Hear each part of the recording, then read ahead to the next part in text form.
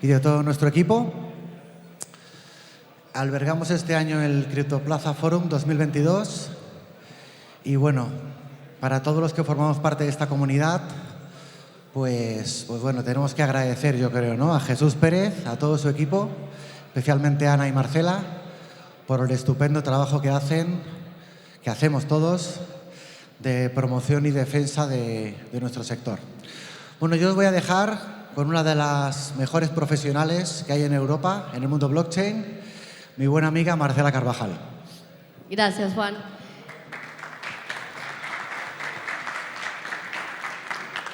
Bueno, a todos, muchísimas gracias por venir. Disculpen, siempre en la primera hora es cuando llega todo el mundo. Les agradecemos que estén acá tan temprano. Sí, que vengan a lo que es nuestra cuarta edición de Criptoplaza Forum. Que este año celebramos en el Palacio Neptuno, y muchas gracias, Juan, por hacernos acá el evento, pues que Juan hace parte de la comunidad ya hace 2 años, y la verdad, bueno, como Juan y muchos otros que están acá, agradecemos que vengan y siempre nos estén apoyando. Bueno, hoy los sponsors que vamos a tener, sí, nos puedes pasar.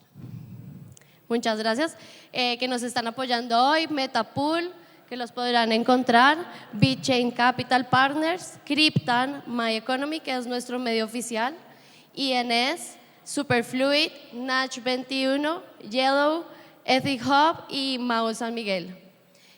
Todos nuestros sponsors, muchas gracias por poder hacer posible este evento.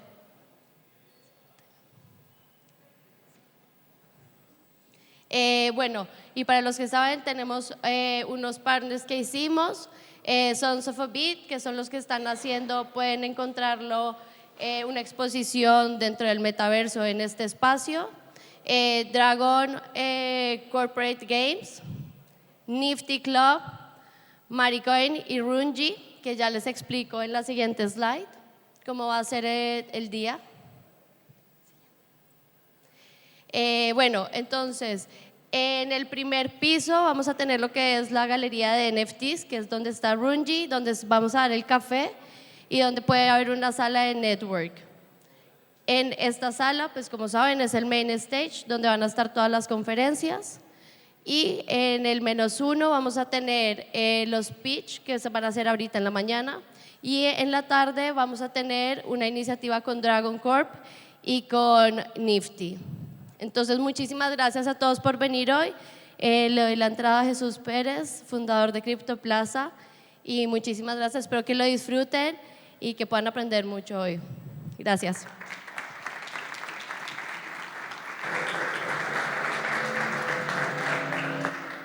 Muy buenas. A ver, se oye fenomenal. Bueno, a ver si pasa la presentación. Vale. Bueno, pues nada, la verdad es que es un placer estar aquí con todos, amigos. Muchas gracias a todo el equipo. La verdad es que esto es un esfuerzo para los pocos que somos, bastante ímprobo, y sobre todo mucha gente que viene de fuera, y se lo agradecemos mucho. Aquí tenemos a Santi aquí acompañándonos ahora, que vendrá después, y un montón de gente. Bueno, pues tenía que ver un poco de qué hablaba este año. El primer año hablé de liquidez, que me parecía que entrábamos en un mundo en donde había un nuevo concepto de liquidez y iba a ser la normalidad tener liquidez. El siguiente hablé de capital de eficiencia, y el siguiente justo estuvimos hablando, me acuerdo, de retornos en DeFi 2.0 sostenibles. Entonces, al final, después de estos casi 4 años ya operando, hoy quería hablar un poco de cómo se comportan estos mercados, porque creo que estamos en un tipo de mercados diferentes. Creo que la historia en general de cómo operamos o cómo intercambiamos ha tenido siempre una arquitectura, y ahora lo estamos cambiando. Y es verdad que eso tiene un impacto fuerte, y voy a tratar de explicar un poco cómo veo que esta nueva arquitectura de mercados nos puede impactar tanto como inversor, como empresa, y en qué consiste. Entonces, bueno, los mercados tradicionalmente tienen 2 partes, una de las cuales probablemente no cambiemos demasiado, que es la parte un poco más de nuestro DNA, o sea, de nuestra genética, que nos hace comportarnos a veces de forma poco racional. Eso probablemente no cambie. No cambie demasiado, porque es verdad que estamos viendo unos mercados con mucha más participación de retail. Es decir, estamos viendo unos mercados quizá con menos institucional de lo habitual. Entonces, quizás esas conductas irracionales quizás sean un poquito más extremas. Y quizá veamos inversiones que desde un punto de vista fundamental no nos encajen mucho, porque tenemos una participación mucho más de retail. Pero digamos que la parte de comportamiento humano, ahí vamos a innovar poco porque cambiamos poco. Lo único que es verdad que los mercados quizá tienen un componente más de retail. Mucha gente ahora mismo invierte y probablemente estemos ante uno de los primeros mercados donde el institucional llega tarde, y eso no es habitual. Lo habitual es que llegue el institucional antes. Pero lo que sí que cambia de manera drástica es la parte de tecnología de mercado. Ahí hay cambios suficientemente relevantes como para pensar que vamos a tener impacto en cómo entendemos los mercados. Entonces, había preparado, solo tengo 20 minutos, he preparado tres posibles charlas. Si en algún momento alguien no viene a la charla, pues daré alguna de ellas, y el otro día en LinkedIn un poco puse cuál de las tres queríamos hablar. Entonces, al final, la gente decidió el nuevo inversor inteligente, que es un poco ver estos mercados desde un punto de vista de la inversión, o sea, del inversor tradicional. Y hablaba un poco del inversor inteligente para hacer un poco un tributo a uno de los mejores libros de inversión, que es el de Inversor Inteligente de Graham, y me parecía un poco... mi pregunta era cómo actualizaríamos un poco ese libro, o si en estos mercados nuevos podríamos realmente actualizar algo esa tesis de inversión. ¿Vale? Lo otro era Mercados 2.0, que era un poco hablar sobre qué cambia en estos mercados, y lo otro era un poco por qué esto creo que va a traer, y era una conclusión, una de mis discusiones, de por qué creo que los índices probablemente empiecen a hacerlo mucho peor en los próximos años, por un tema estructural, que es algo muy poco habitual, porque hemos visto que los índices ha sido una de las mejores formas de invertir históricamente. De hecho, hay muchos informes que hablan de lo complicado que es batir a los índices. Mi teoría es que va a ser más fácil batirlos en el futuro. Bueno, vamos con el nuevo inversor inteligente, que es un poco la visión un poco de estos mercados desde un punto de vista de lo que un inversor quizá podría hacer nuevo, y vamos a hablar un poco. Bueno, como digo, realmente la inversión fundamental no cambia tanto. Yo creo que a veces cuando hablamos del mundo de cripto pensamos que no hay formas de valorar los activos, y creo que cada vez más tenemos mucha más conocimiento y muchos más modelos para poder valorarlos. Muy parecidos realmente, en muchos casos, a tesis o a formas de valorarlo tradicionales. Entonces, realmente no empezamos desde cero, y yo creo que lo que hay que entender un poco es que estamos en un mercado donde todo ese conocimiento se puede aprender y hay que ver exactamente qué cambia. Pero realmente creo que el libro aplica mucho todavía en todos los activos que estamos viendo. Y al final lo que nos dicen también los mercados, y esto también lo dice Warren Buffett, es que bueno, en el corto plazo podemos ver muchas cosas irracionales. El mercado realmente es una especie de pulso un poco de qué piensa la gente en el muy corto plazo, y por eso vivimos con este tipo de volatilidades como era esta semana. Pero en el largo plazo, al final, lo que importa son los fundamentales. El mercado suele ser bastante racional en el largo plazo. Y yo creo que esto es lo que tenemos que buscar, y esto es lo mismo que pasa ahora. Por eso, cuando hablábamos de las caídas de esta semana, realmente no cambia mucho el fundamental, ¿vale? Y en eso lo compartimos con toda la teoría anterior. Bueno, la parte de... Siempre se critica mucho a cripto por el tema de los memes, de que estamos en un mercado que Elon Musk puede realmente alterar, que realmente estamos activos, que básicamente... ¿Y no creéis que es muy diferente realmente a lo que son los mercados tradicionales? O sea, este es uno de los influencers tradicionales, por decirlo así, más conocidos. Aquí hemos tenido muchos también, José Luis Cava, y hacían un papel muy parecido realmente. Y bueno, Wall Street Bets realmente es un fenómeno de meme, pero en mercados reales.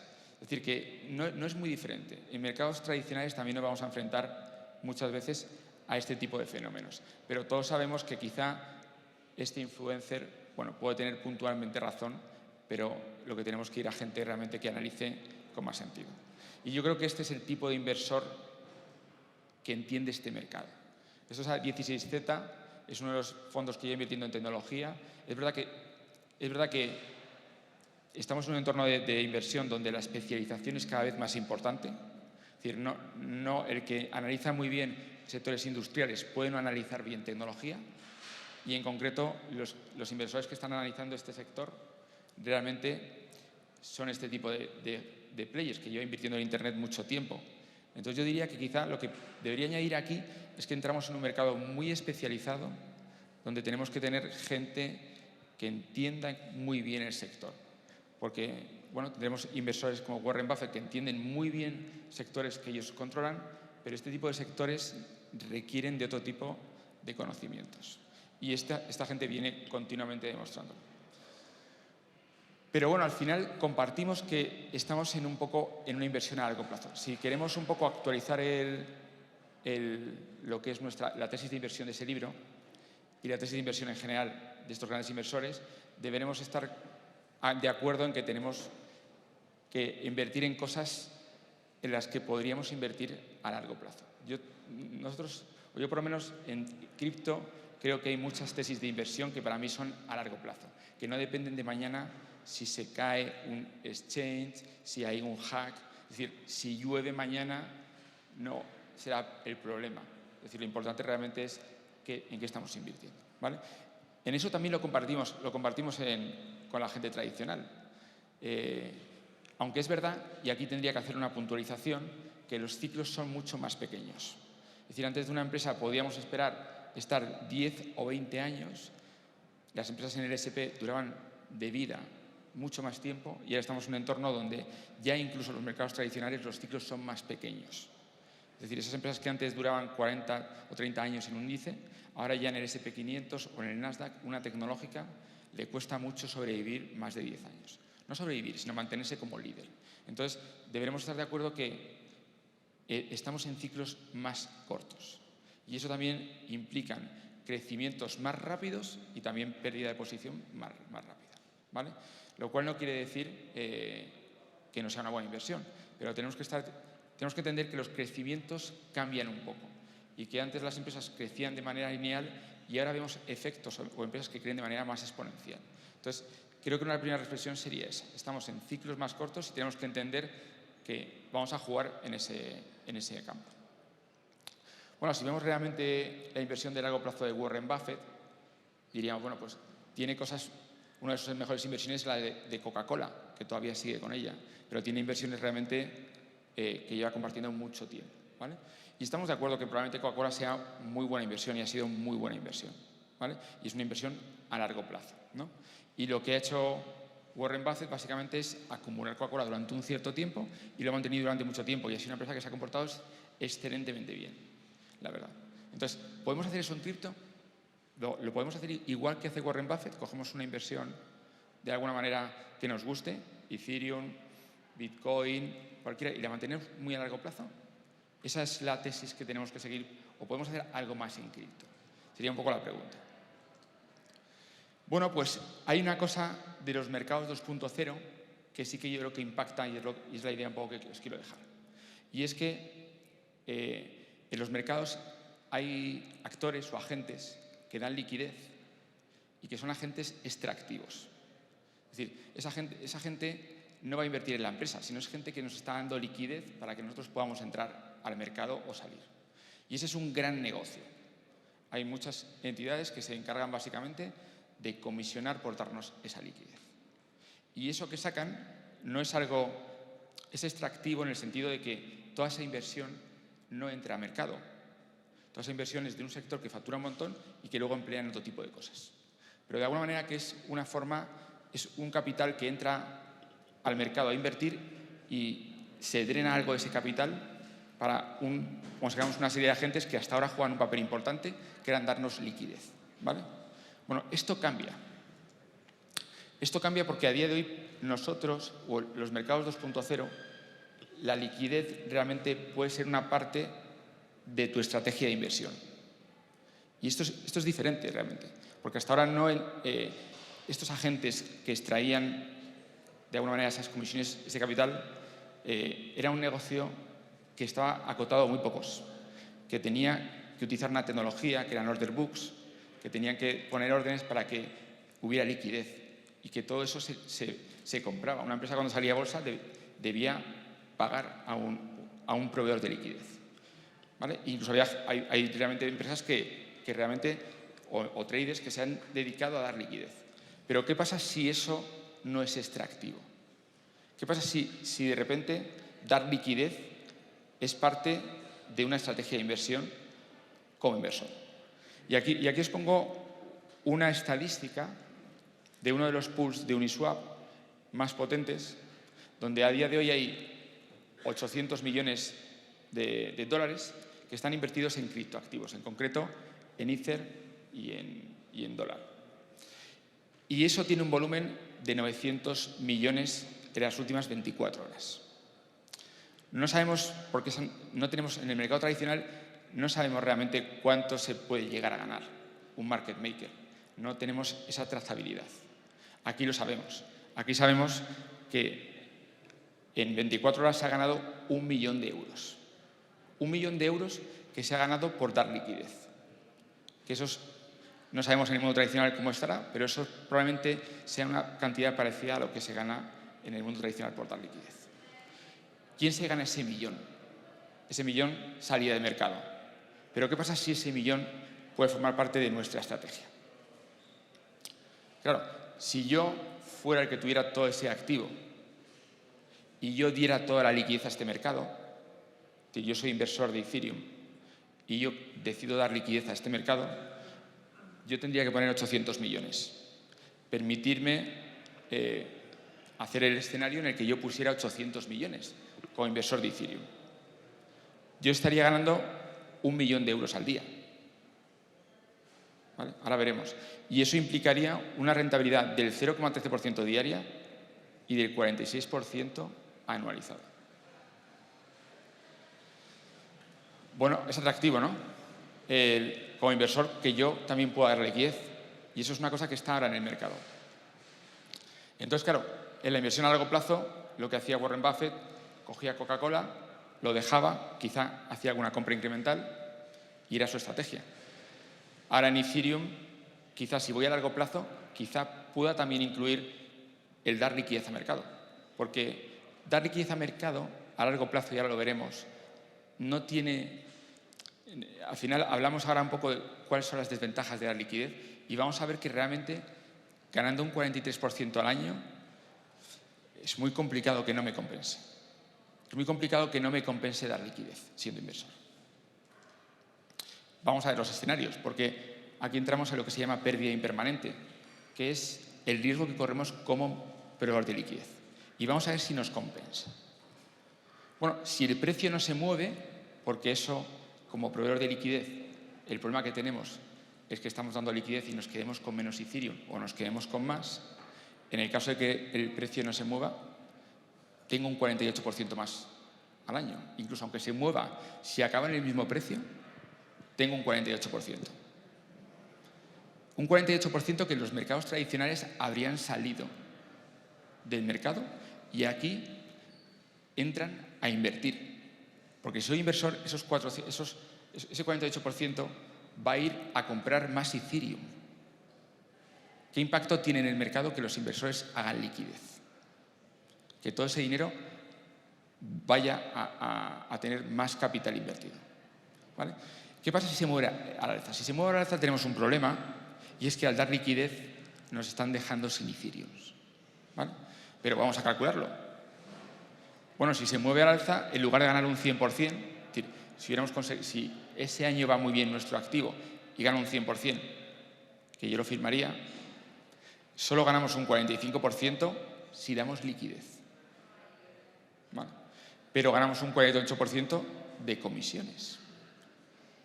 Podríamos discutir si esto es un 48% o es menos, ahora sabemos el escenario.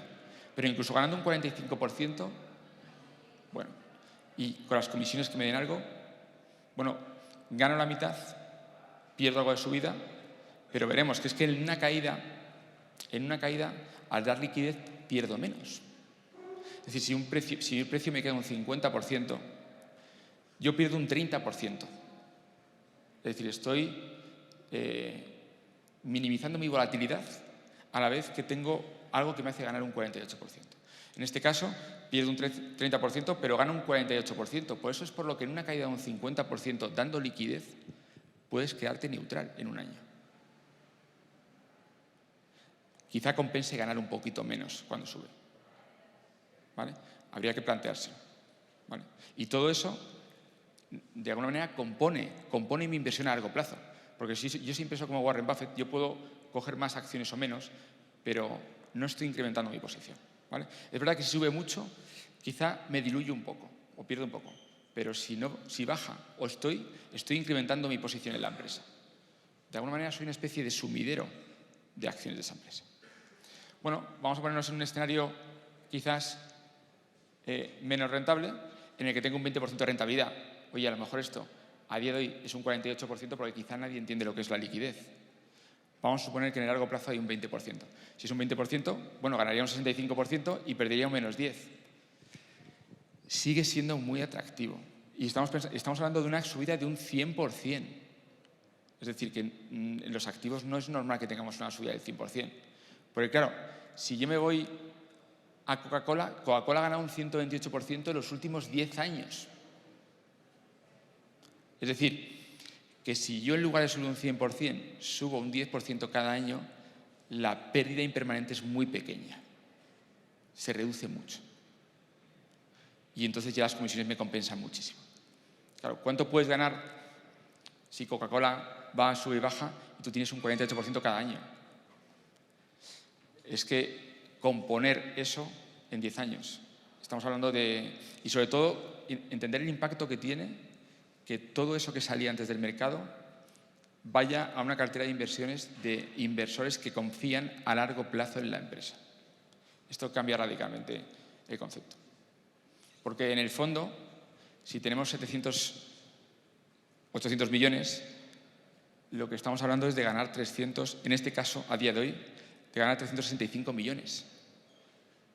Entonces, quizá a lo mejor tenemos que empezar a pensar que dar liquidez quizá pueda ser una parte de esa estrategia de ese inversor inteligente. Y esta es un poco la idea que os quería contar.